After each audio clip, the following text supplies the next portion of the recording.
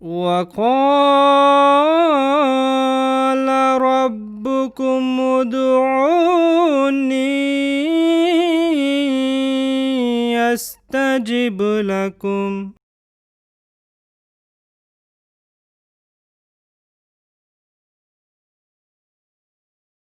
Auzubillahi minash-shaytanir-rajim. Bismillahir-rahmanir-rahim. Chers téléspectateurs, assalamu alaikum wa rahmatullahi ta'ala wa barakatuhu. J'ai le plaisir de vous accueillir de nouveau sur le plateau de cette émission, les prières exaucées. Dans ce programme, nous discutons et nous parlons à propos des incidents d'acceptation de doigts, d'acceptation de prières des compagnons bénis du Messie promis alayhi salatu wassalam. Pour ce faire, j'ai l'honneur et le plaisir d'accueillir sur le plateau notre missionnaire Maulana Mujib Ahmad Sahib et notre frère Nurullah Rasoul Sahib. Monsieur, assalamu alaikum wa rahmatullahi wa barakatuh. En parlant d'acceptation de doigts, acceptation de prières, définitivement, avoir nos prières, nos demandes avec Allah Ta'ala, être acceptées, c'est définitivement quelque chose de bien. C'est quelque chose qu'on aurait aimé que les gens autour de nous aussi en bénéficient. Donc, quand quelqu'un a pendant longtemps fait des efforts et a eu ses prières acceptées, on va regarder aujourd'hui, Inch'Allah, comment les gens autour du Messie promis, alayhi salatu wassalam, quand ils ont eu l'acceptation des doigts, comme leurs prières se sont exaucées, donc comment est-ce qu'ils ont aussi prié pour les gens autour d'eux, pour que eux aussi ils prennent part dans les bénédictions que Allah Ta'ala a fait sur eux. Jazakumullah Murabi Nour Sahib. Vous voyez, si nous voyons dans le monde, si quelqu'un trouve quelque chose de bien, quelque chose de valeur, il ne jamais souhaite pas que d'autres personnes vont connaître ça, comment j'ai eu, ou bien il ne veut pas jamais partager avec les autres.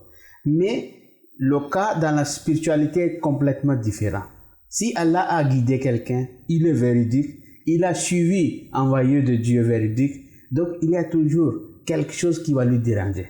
Que pourquoi autour de moi, c'est-à-dire mes parents, mes familles, mes amis, ils n'acceptent pas. Il faut qu'ils l'acceptent. Ils toujours chercher à les faire prêcher, à les parler, à les guider toujours. Donc c'est même histoire d'un compagnon de Hazrat Masih Maud alayhi salatu wassalam qui s'appelait Hazrat Qudratullah Sanori Sahib radhiyallahu ta'ala anhu.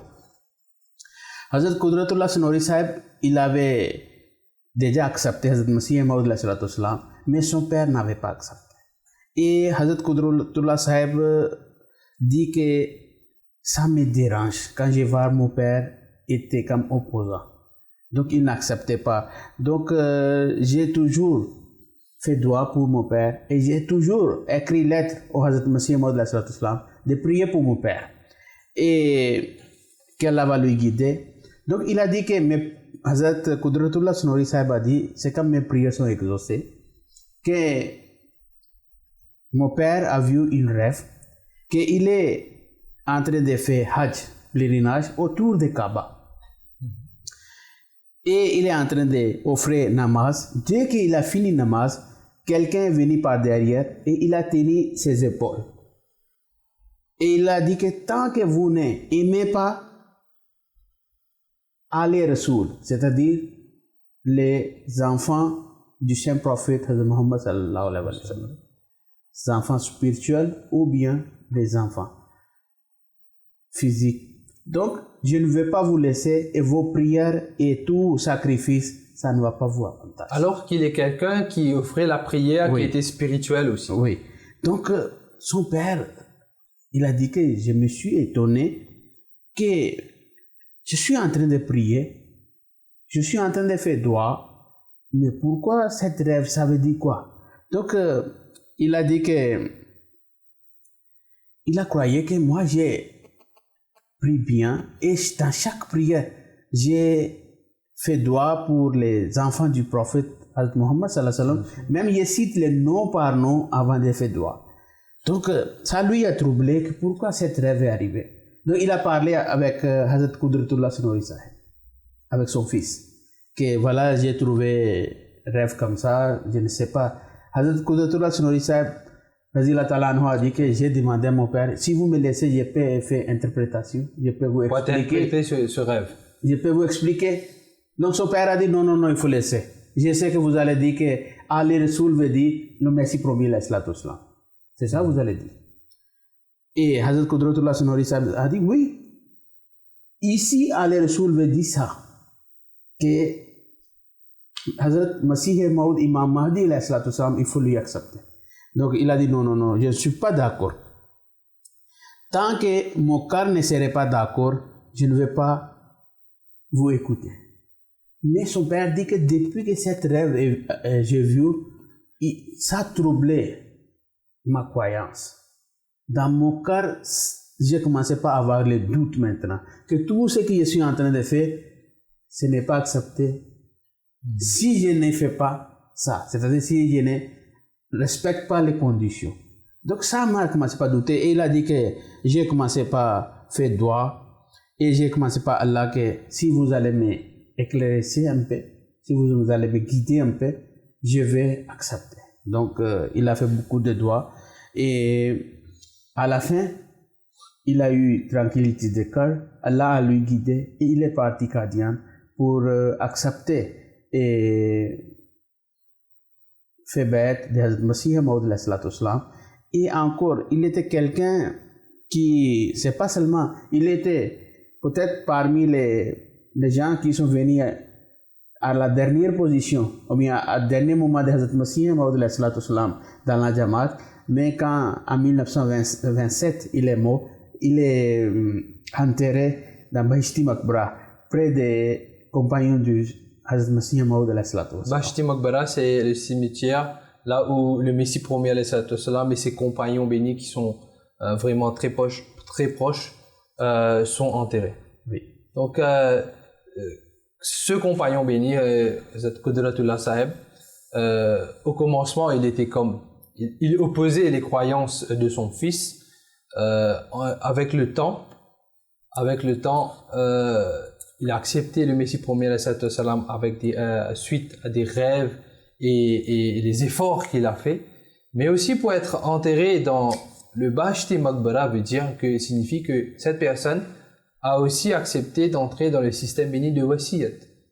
Donc parmi les suivants du Messie promis il y en a ceux qui sacrifient beaucoup plus que les autres, et même dans leur niveau de prière, de morale, ils essayent de leur mieux pour faire du progrès. Donc ce compagnon était parmi ces types de compagnons qui non seulement ils ont laissé l'opposition de la Jamaat, l'opposition du Messie, il est rentré parmi les compagnons qui l'ont accepté et a même commencé à faire des sacrifices extraordinaires. Donc tout cela, ce sont des anecdotes qui concernent les compagnons qui ont prié beaucoup pour eux-mêmes et ensuite ils ont prié donc pour les gens qui sont autour d'eux. Et il a son fils, c'est pas seulement il a fait doigt, il écrivait Hazrat Masih Maud al-Islam aussi pour faire doigt. Et c'est pas seulement, son père aussi était quelqu'un de bon niveau de spiritualité, qu'il a rêvé jusqu'à Kaaba, jusqu'à quelqu'un venu lui guider. Donc c'est pas n'importe qui peut avoir des rêves comme ça pour guide. Donc c'est quelqu'un qui est vraiment en recherche, qui est sur le chemin qu'Allah est en train de lui guider. Je m'excuse, j'ai mentionné que Qudratullah Sahib était celui qui était enterré dans le cimetière Bahishti Maqbara, mais c'était son père. C'était le père de Qudratullah Sahib. Donc Nurullah Sahib, est-ce qu'il y a d'autres compagnons comme ceux-là? Comme nous sommes en train de mentionner les compagnons de Hazrat Masih Maud al-Islam, comment ils ont accepté, et aussi comment ils ont, comme si les proches aussi, ils ont fait face à des difficultés, des persécutions aussi. Donc je vais mentionner une anecdote de Hazrat Maulana Muhammad Ibrahim Sahib Bhagarpuri. Bhagarpuri, pourquoi? Parce qu'il sort de la région de Bhagarpur. Là-dedans, il dit dans son anecdote comment il a accepté l'Ahmadiyyat. Il était à Qadian, il a recherché comment il a déjà accepté Hazrat Masih Maud al-Islam, et puis il est retourné dans son village à Bhagarpur. Et comme il appartenait à une famille de riches cultivateurs, donc, mais comme si les gens de son entourage ne les ont pas boycottés totalement. Mais il a commencé à comme si opposer en secret. Il dit qu'il y avait, plus qu'il y avait d'opposition, plus ça lui donnait un peu plus de passion ici pour prier aussi. Donc, il a beaucoup prié pour la famille aussi parce qu'il était le seul à accepter l'Ahmadiyyat aussi. Donc, petit à petit, son père et ses frères aussi ont commencé à opposer. Donc, cela faisait à peu près 1 mois qu'il a quitté Qadian, il est retourné dans son village. Et sa mère, lui, était une mère très pieuse, avait beaucoup de la crainte d'Allah aussi. Mais son père, comme je l'ai mentionné, l'opposait beaucoup. Sa mère demandait à son père, mais pourquoi vous mettez souvent en colère avec notre fils? Pourquoi vous le grondez souvent? Son père répondait, parce qu'il a accepté le Messie, il a accepté le Mirza. Donc pour lui, c'est qu'il a accepté Mirza Sahib, alors que son fils disait que lui, il a accepté le Messie. Voilà.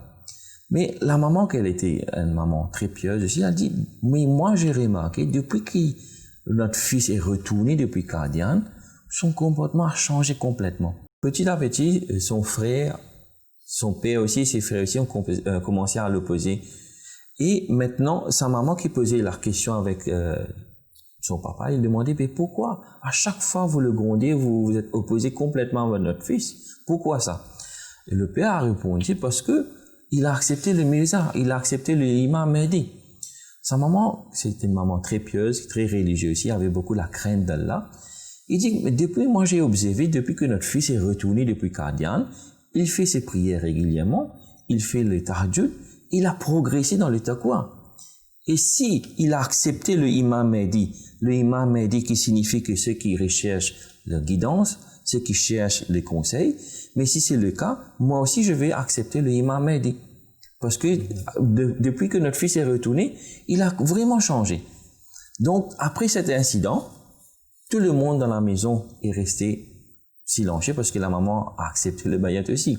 Et je veux rappeler ici quelque chose, que sa maman a dit à son fils en même temps que si c'est le Mirza qui a proclamé Imam Mahdi et Messie promis, il faut écrire lettre de mon bayat aussi, que je vais lui accepter aussi. Donc depuis ça, et puis le Mohammed Ibrahim Sahib, lui aussi, il a continué à faire des tablighs aussi avec son père, mais des fois son père mettait en colère, à ce moment-là il sortait de la maison, mais il comme s'il essayait à chaque fois de faire le tabligh, d'expliquer comment ça s'appelle? Les revendications de Hazrat Masih Maud l'Islam, et pour faire la famille aussi d'accepter les bayats aussi. Donc parmi les compagnons du Messie premier alayhi salam, tout comme les compagnons bénis du saint prophète sallallahu alayhi wa sallam, quand ils ont trouvé la vérité, le guide d'Allah Ta'ala, ils ne voulaient pas garder ce guide seulement pour eux.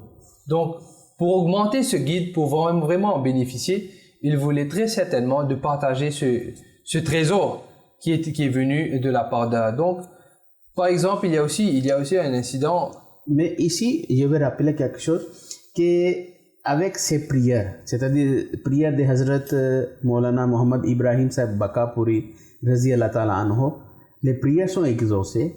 Son père aussi a accepté Ahmadiyyat, sa mère aussi et les autres frères. Il y a un seul frère qui n'avait pas accepté jusqu'à la fin, mais le reste famille, ils ont accepté. Donc avec l'effort, avec ses efforts et ses prières aussi. Parce qu'il disait quand l'opposition augmente, donc il y a un enthousiasme qui augmente chez lui. Il commence beaucoup de prières, beaucoup de doigts, plus de prières.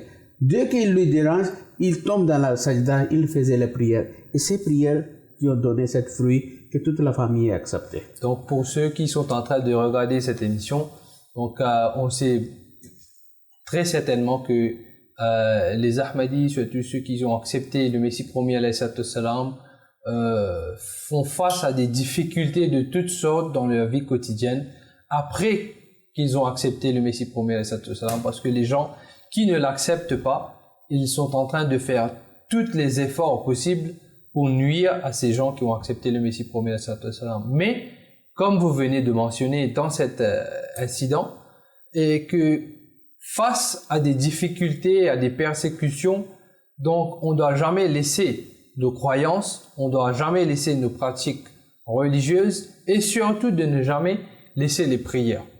Donc là, on a un incident de Hazrat Mirza Bashir Ahmad M. Sahib qu'il raconte que comment lui aussi, quand il a vraiment compris, en grandissant, donc lui aussi, il a commencé à faire des prières pour des gens qu'ils connaissent et des autres gens aussi, pour que eux aussi, ils vont bénéficier de ces bénédictions qui sont attachées avec le Messie, avec le système de Khilafat qui suit le Messie premier alayhi salatu wassalam. Donc, il dit, il écrit il était le fils du Messie premier. Alors qu'il était le fils du Messie premier alayhi salatu wassalam.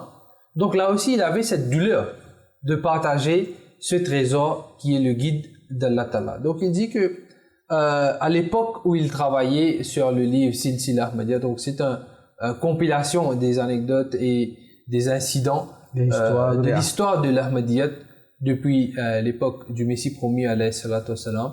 Donc pendant cette époque, là où ils écrivaient et ils compilaient ce livre, il dit que en lisant les incidents, en lisant le livre, ou disons le manuscrit, là il est arrivé sur la partie de l'histoire des gens qui ont abandonné le système de Khilafat, qu'ils ne croyaient plus ou qui ont abandonné leur serment d'allégeance avec le système du Khilafat.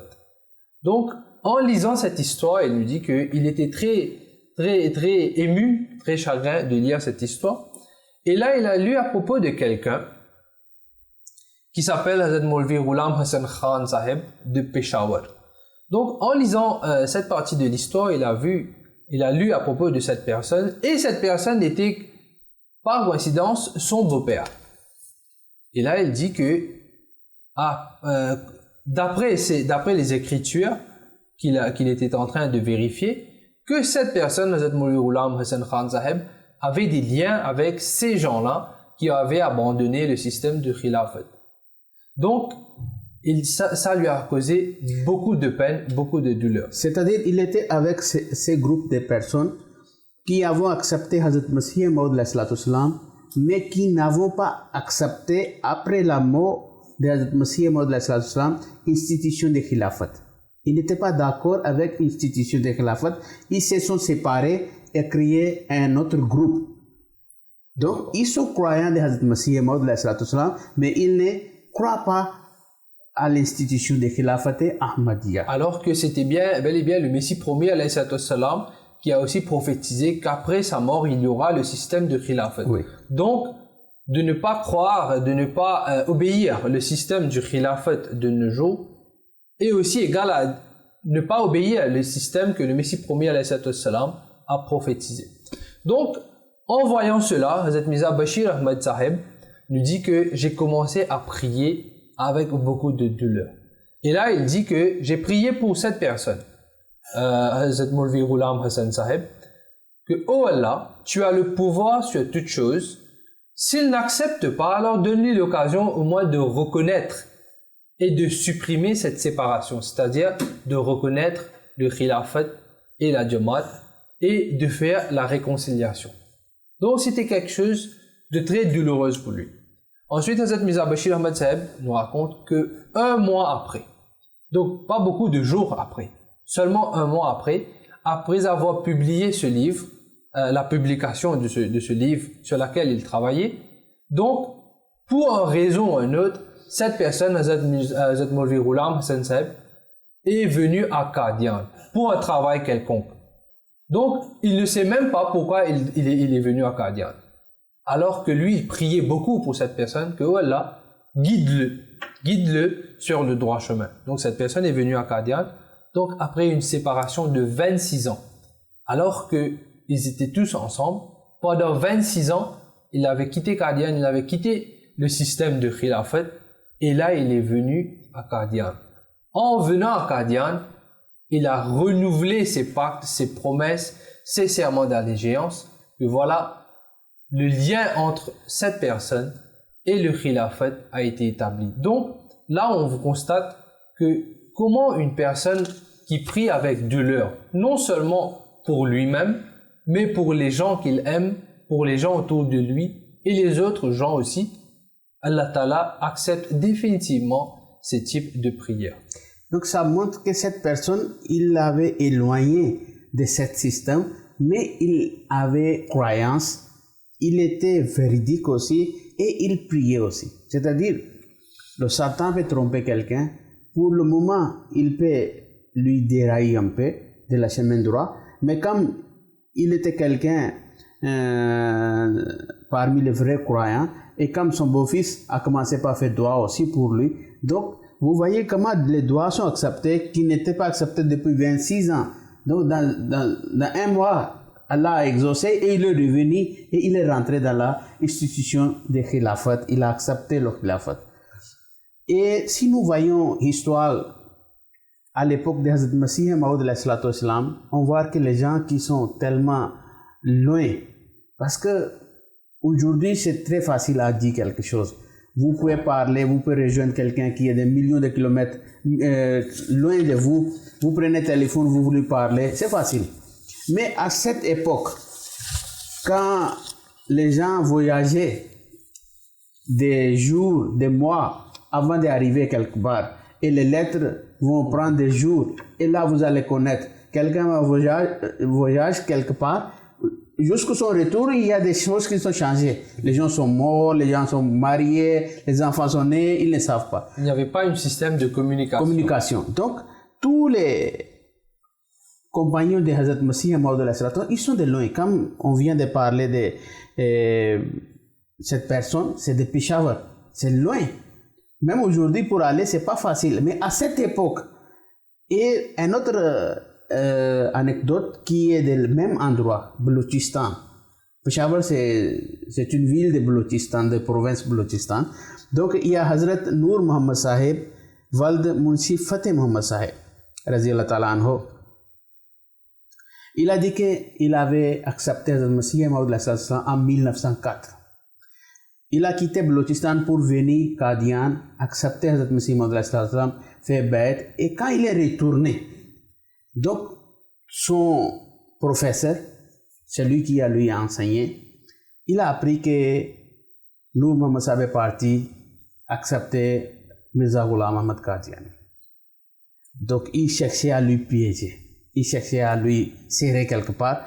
Donc, comme il est revenu, les gens lui demandaient, comme tout le monde n'arrive pas à voyager, donc quand quelqu'un voyage au retour, les gens vont lui demander comment vous avez trouvé tel endroit, telle personne, telle famille.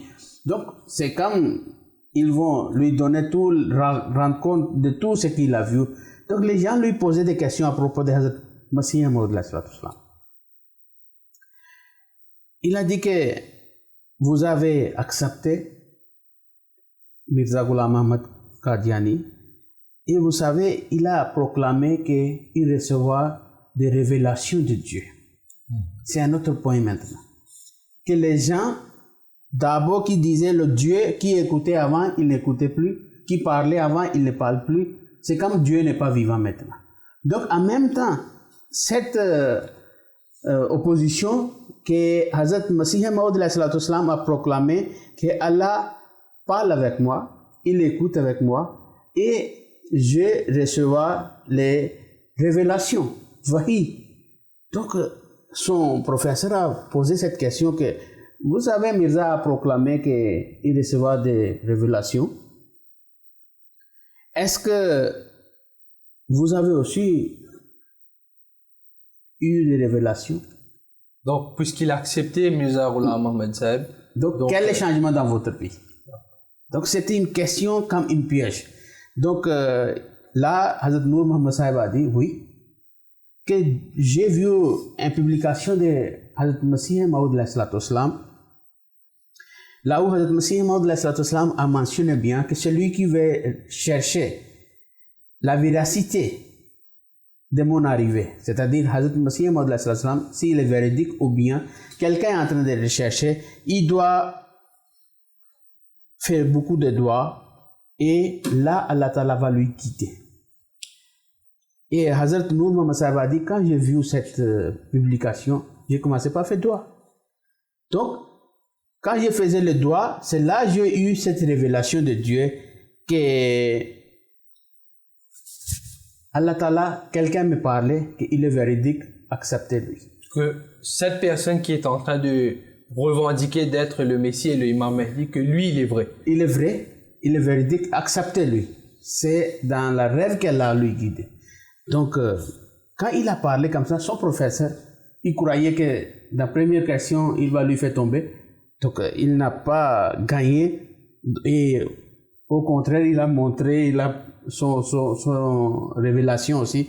Là, il a dit que, en même temps, non, révélation, c'est pas toujours les vraies révélations. Des fois, il y a les révélations sataniques aussi. Le professeur de Hazrat Noor Muhammad Sahib, maintenant, il est en train de lui, mal guidé, il est en train d'opposer. Donc, est-ce que vous savez que les révélations que Mirza Ghulam Ahmad a trouvées, c'est les véridiques ou bien c'est satanique? Parce qu'il y a beaucoup de gens, Naouz Billah, qui ont eu révélation que le Mirza Ghulam Ahmad est menteur.